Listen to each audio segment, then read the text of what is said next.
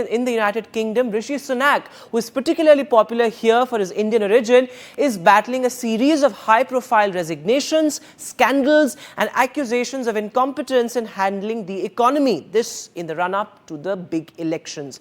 The country is battling one of its worst cost of living crises, but it's also a bigger ideological battle.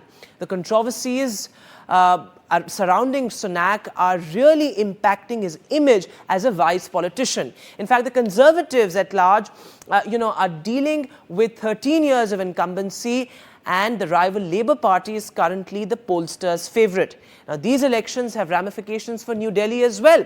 Now, Rishi Sunak and PM Modi's camaraderie is well known, and Rishi Sunak is also looking to clinch the free trade agreement with India by April. So, what does the return of the Labour Party actually mean? It will have wide-ranging ramifications. It's an ideological battle, a battle of personality cults as well.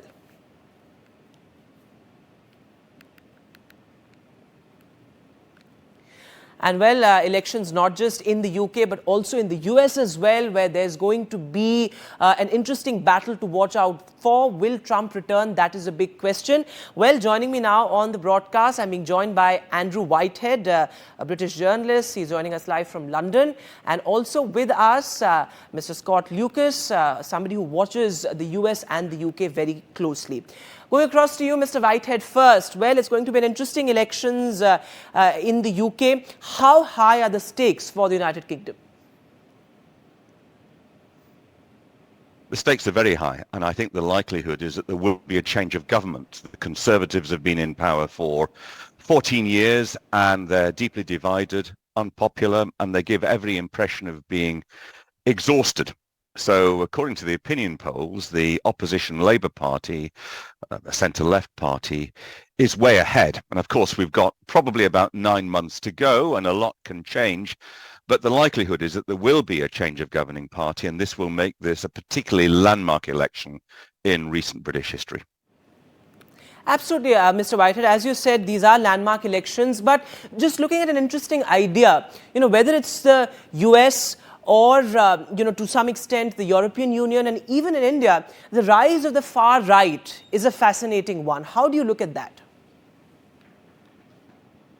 Well, the right has, in historic terms, been in the ascendant, and certainly Narendra Modi is part of that global picture, as has been Boris Johnson and certainly Donald Trump.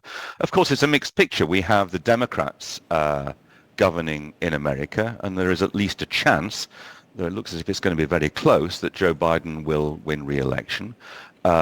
Britain is likely to move to the left.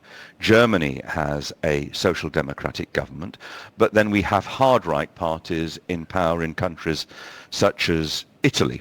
So a very mixed picture, but we have an authoritarian populist right-wing current which is coming to the fore, or has come to the fore, in many parts of the democratic world. And for those who are instinctively liberal, that is clearly concerning.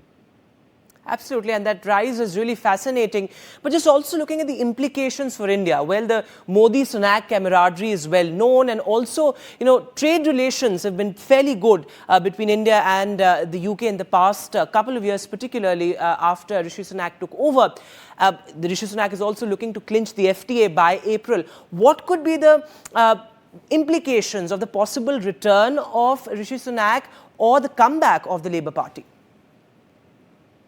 I don't think it's going to make a great deal of difference. I think a Labour government, if we get one, is still going to want good relations with India. It's certainly going to still want a trade deal. It's possible that a Labour government will express more concern about what's happening inside India, the perceived threat to civic institutions and the situation of India's Muslims, the position in Kashmir. We haven't heard a lot of that from Rishi Sunak's administration. Labour will probably articulate some of these concerns more loudly, but I don't think those will in any way imperil the desire in both Delhi and London to maintain good relations and expand commercial links.